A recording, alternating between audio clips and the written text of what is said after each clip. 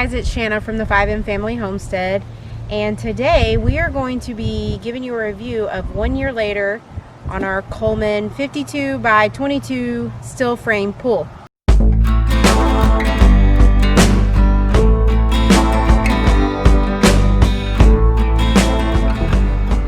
We did this a year ago. We showed you guys what we liked about the pool, and we thought we'd follow up with it and kind of show you a year later, things that we like, things that we wish that we could change, or things that don't really matter.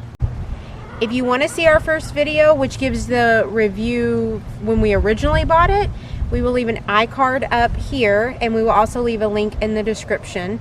And before we get started, you guys, go ahead and give us a thumbs up, hit that subscribe button. Let us know in the comments if there's anything else that you would like to see after this video about the pool. We'll be happy to review it. And I guess we'll go ahead and get started. One thing that we talked about last time was the border on the pool. We did it originally because we thought it would just look nice. It would kind of finish out the pool. But since we've learned that it really helped the pool for a lot of reasons. One of the things that it helped with was erosion. When the pool would overflow, you can see on one side we're a little bit higher water wise, and the water tends to come out of these holes, and when it does, it flows over to the rocks, and the rocks really do help with erosion. The other thing that we found, I think if we had not had the rocks, these steel poles, they would have shifted. They probably would have sunken into the ground, which would kind of made the pool off-centered, but this pool has not moved at all. It's been pretty stable. We don't see any movement. We're off level, the same as we were when we first put it up. So if you have the ability to put a border around the pool, I would highly suggest it. I think we spent $300 total, and we did it ourselves. We just went to our local rock facility. Is that what you would call it? Rock supply company. Rock supply company. Going to the big chains, Home Depot and Lowe's, it was going to be extremely expensive. So we just, one weekend on a Saturday, we went up there, loaded up what we wanted, and we came home, and it only took us a couple hours. It really wasn't that big of a deal. So anyways, I highly suggest that, especially because of these holes and how much water comes out. Sometimes you can't even help it. If it rains and it fills the pool up, your pool will get higher and it will just come over the end. So that really does help with the erosion around the pool itself. One of the biggest things that we had read review-wise on the earlier generations of the Coleman pool was these windows leaking.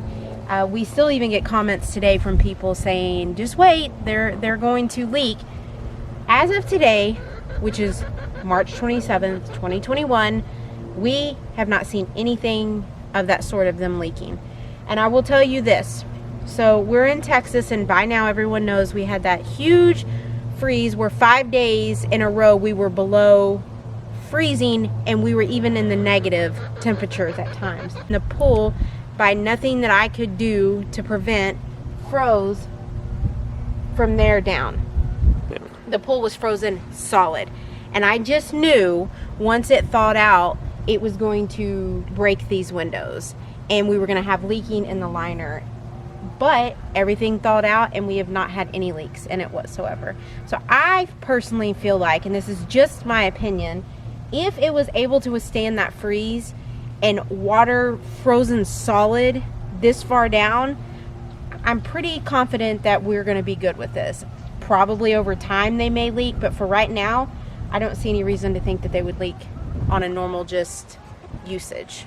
I honestly don't know how far back the generations went on this pool for the leaking to happen, but I bet you they had enough complaints that Coleman thought about it and said, well, we're going to try to fix it, and they tried their best to fix whatever issue there was. I don't know what the issue was, I just know it leaked, but we have not had any problems with it.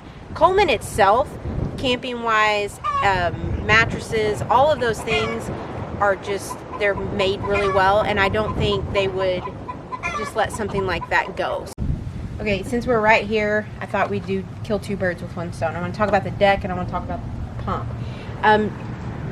We went a little overboard on our deck for a lot of reasons. We wanted a deck for people to, when they come over, to be able to enjoy sitting on top of it, on top of the pool, and then when we're out here with the kids, just being on a deck. I would suggest, if you have the ability to build some sort of deck, it does not have to be this big, but at least that will get you up above the pool. I highly suggest it. I have found, because this pool is bigger, like deeper, and it's more round, being above it, you tend to see more about what's happening in the pool on the bottom, bugs, dirt, whatever else. So if you have the ability to build some kind of platform that goes up to the level of the pool, I would suggest it. Again, you don't have to go this crazy. My husband does not do things at a minimal level, so this is our deck and we love it. We did stain it. That's just has nothing to do with the pool, but we did stain it and it looks really pretty. And so I think on the last video it wasn't stained, so they'll see the difference, but we really do enjoy the deck. On to the pump. So my pump, this is a brand new pump, and the only reason it's brand new is because during the freeze, this section right here on the pump broke. So you have the filter and then you have the pump. It's split in half, and there was nothing I could do about it. All my hoses survived. I wrapped all the hoses. Did not for 1 second think I needed to wrap the pump, and I didn't. And where I didn't wrap it, it completely split in half from water being inside of it. I did not drain the hoses. I did not drain my pool because, to be perfectly honest, we did not think we were going to have as cold the temperatures that we did. We also lost electricity. I couldn't run my pump, so I couldn't keep water going through it. So there was a lot of reasons, a lot of factors that went into that, but that doesn't matter. Anyways, a good pump is important for this size pool. It is so important. I have questions asking me. This is an Intex 3000 GPH pool, sand filter. The GPH stands for gallons per hour. I would not suggest anything less than 3000 GPHs. I bought this used. I was so excited because brand new, they were going for like $500 and $600, and I am frugal to the point where it's ridiculous. But I was not wanting to spend that money, but I needed to get a pump. I couldn't, the pool was full. I needed to get it filtered after the freeze. So I found this online. I love this pump. I love the Intex sand filters. The good thing about Coleman and Intex, they're interchangeable, they're parts. So if you get an Intex pool pump, all you have to do is hook it up. Everything works just fine on the Coleman end. So that's a good thing. I don't know that Coleman has a sand pump. And in the research that I've done, you can't just buy any sand pump. And because the above ground pool, their hoses are smaller. I may have this reversed, but they are smaller than a normal size, the hoses that come on the pumps, or vice versa. Anyways, you would have to, what's the word I'm looking for? Retrofit it. Yeah, you'd have to retrofit it, and my husband was like, no, we're not doing that. So luckily I found the Intex sand pump. Again, highly recommend it. I don't think the pool would have stayed as clean as it was through the summer if I hadn't had it. The pool? Is that what you bought it for me to like try to get over the deck? Accessories for the pool, some things that we talked about. I've got other videos out. One thing, we had a video out of an automatic pool pump from Intex. That review, I reviewed it on the newer version of the Intex pool pumps, or Intex vacuum. We're on the vacuum now, the vacuum. And I don't like the newer versions. So luckily I have my older one. I'm hoping I can get through the rest of the summer with it. I've had that vacuum for 4 years now. I have a feeling it's going to get me through the summer, and then I'm going to have to buy a new one. But anyways, an automatic vacuum is going to save you a lot of time, especially in the summer when it's 100 degrees in Texas and you're needing to clean the pool. You can throw an automatic vacuum in there. The other thing would be a manual vacuum. We also have a video on that on our page. I found one on Amazon. I don't think those are available, the one that we reviewed. Any one of them will work. Ours, we just hook up to the water hose and I vacuum the pump that way. The reason I like the manual versus the automatic in that case, because a lot of times the automatic will kick the dirt to the outside of the pool, and all I have to do is go back through with my manual vacuum and vacuum the edges. The liner on the Coleman has a little lip on the bottom of it, and dirt tends to get up underneath there. It's not a big deal right now because the water's not real hot, but in the summertime, that dirt and stuff will stay underneath there and it'll actually turn to algae. So I'm gonna use my teacher pointer. So right here is where I'm talking about. There's where the blue and the white meet, this little piece, liner, comes up. And you can kind of see there's a little bit of dirt coming out from underneath there. See? If I hit it. Yeah, you're right behind the thing. Well, anyways, that's annoying because I just spent all morning vacuuming the pool. But anyway, so that flap sometimes will hold, that flap will hold dirt into it. So you can get that manual vacuum and you can just kind of go around the edges of it and clean up what the automatic doesn't. So two things, a manual and an automatic vacuum. The next thing would be a good, first get a good husband that will buy you things like this, and then a good pool pole. This is a deluxe 8-foot to 16-foot telescopic pole that my husband went to Leslie Pool. It's our local pool store. I don't know if that's a nationwide store, but he went in there and he paid $70 for this pole. But I can stand here on my deck and I can go all the way to the other side of the pool with it. I did it today. And that's a lifesaver when your pool is 60 degrees right now and you don't want to get into it. You can just stand from the deck and do that. I know Academy has one. I showed Tobin the other day. It was like 20 bucks. This is super, super heavy duty. And I think if you were to buy the Academy one, it would work, but I think it would break over time. So my suggestion with this big old pool is you get a big old telescopic pool pole to help you. My cameraman is sassing me right now. He's giving me attitude about how I'm videoing this. So, okay, so everyone, I don't know, maybe you're not, but everyone's like, where's your ladder? How you get in the pool? Well, let me just tell you a story about the ladder. It worked all summer, and if you remember in the other video, or if you watched our other video, or if you're going to watch our other video, we modified it to connect to our deck and go into the pool. And we were really excited. We thought that's great because ladders for in-ground or above ground pools that connect to a deck are $150, $200. So we thought, great. At the end of the summer, the ladder started to rust. And I noticed it and I thought, well, we just got a couple more weeks and then we'll pull it out and redo the whole thing. The problem was it rusted so much that it threw rust all into the pool, and it took us having to drain it and clean it for us to completely get the rust out. So, and that rust would have happened whether we modified the ladder or not. Correct. Yes, because of it being a metal frame ladder. So my suggestion is on that, if you're going to use their ladder, which it was a great ladder, we talked about it on the video, we loved it, we loved how sturdy it was, we loved how it had the platform. In fact, I remember on the video I went like this, I was like, so the ladder is, I remember doing that on the video.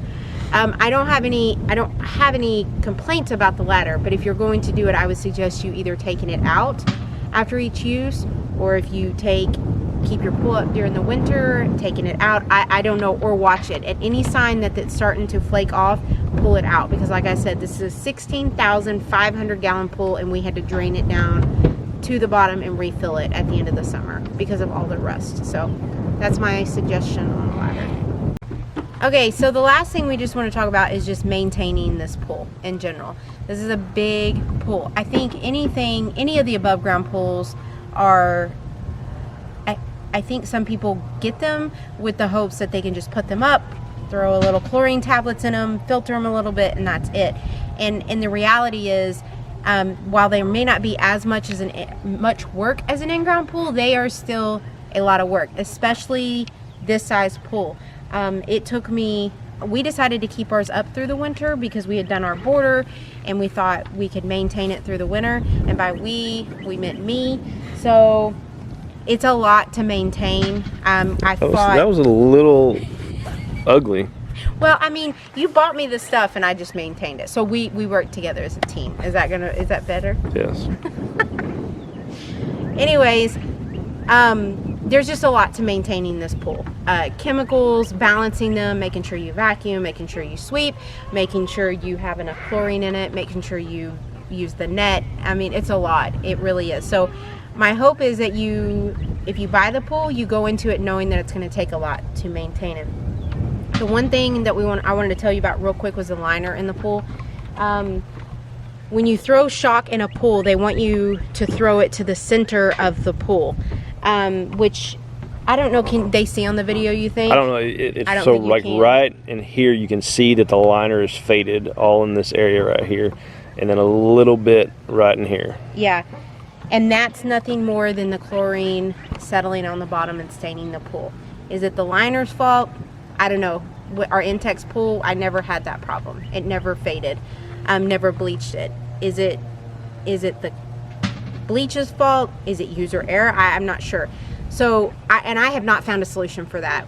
Tobin had mentioned, you know, mixing it before and then throwing it out so it kind of dissolves it a little bit. I did that one time and it just kind of clumped together when I threw it in there. So I don't have a solution for you on that.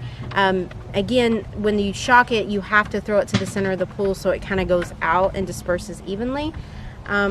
I don't know, but just be prepared that it is the liner itself. There is no wear on the liner. It's just stained the actual blue part of the liner. Okay, I said that was the last thing, but it wasn't. Just kidding. One question I get asked a lot is what chemicals I use. Now, I want to disclaimer right now and tell you I am no pool expert at all. Don't have a clue. Not at all. I don't know what I'm doing. So a lot of you may say that's terrible that you're doing that. But I will tell you what works for me. I prefer the Clorox brand of chemicals. The pH balancer, the shock, the chlorine tablets, all the chemicals, I use the Clorox brand. Why? I don't know. I've just found the other brands just don't do what I want them to do. And Clorox, they seem to balance everything out. This pool never turned green on me the whole entire summer, hasn't this winter, and I attribute that to the brand of chemicals that I use. I really do feel that way. So our pig is going crazy over there. It's a little distracting. So I get them at Walmart. You can buy them online. Again, that's my preference. I don't know if that's the right chemicals to use. Some people say, you know, when you buy cheap, you get what you pay for.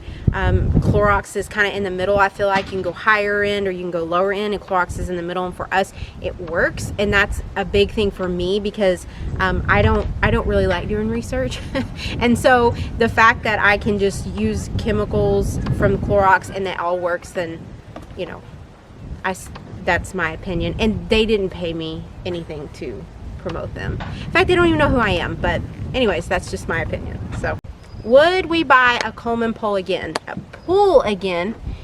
Yes. I think I'd buy it over the Intex any day. And my only reason why, and I think a lot of it has to do with how it held up during that winter storm.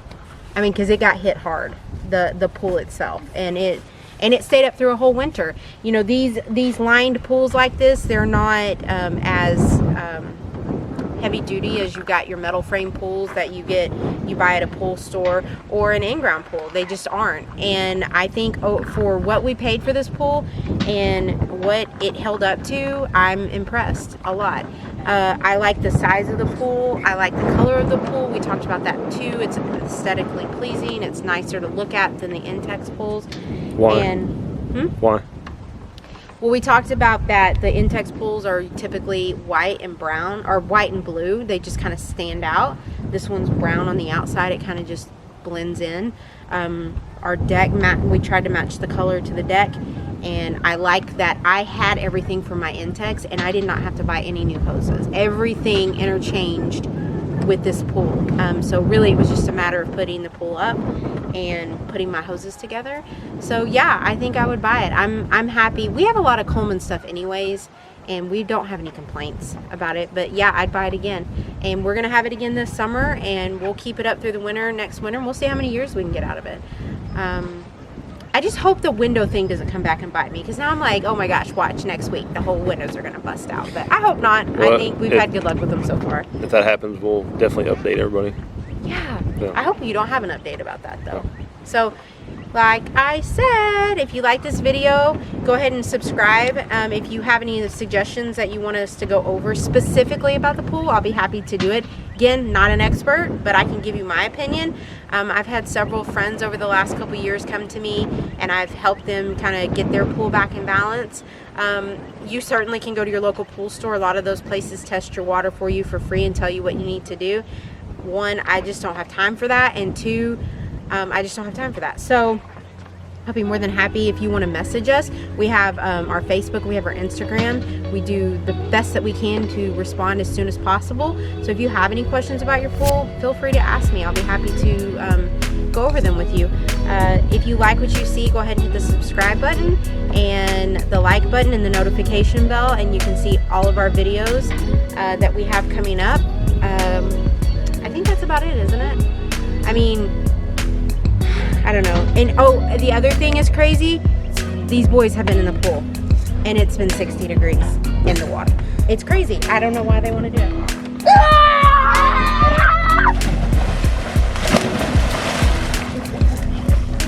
Oh, we were standing there for like an hour. Oh, I guess I should talk about that. Everyone's going to see the foaming. All that is air. A lot of times, yeah, it goes away. The air, the pump pushes air into the pool sometimes, so that's all that is. But oh, watch this trick I can do. But see, they have no problem. Maybe we shouldn't spend $130 on a pool ladder. Just let them get in and out.